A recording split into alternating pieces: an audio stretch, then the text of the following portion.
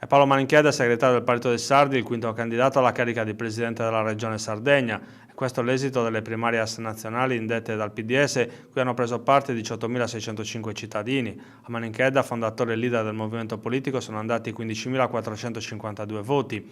In lizza c'erano 5 candidati. I partecipanti al voto dovevano anche rispondere ad un quesito sul fatto che la Sardegna sia una nazione. 17.725 votanti, pari al 97,8%, ha risposto affermativamente alla richiesta di confermare che la Sardegna è una nazione, cioè una comunità portatrice di diritti e interessi propri che in quanto tale necessita di maggiori poteri per interpretarli, difenderli e affermarli.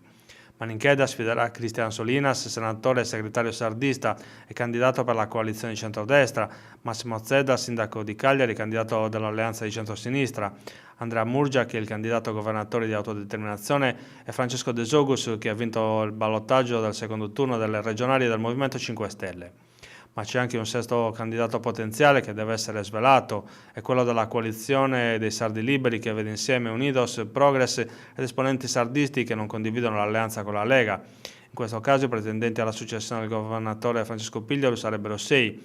Intanto non c'è ancora la data ufficiale delle elezioni, ma l'orientamento sarebbe quello di fissare l'appuntamento elettorale al 24 febbraio.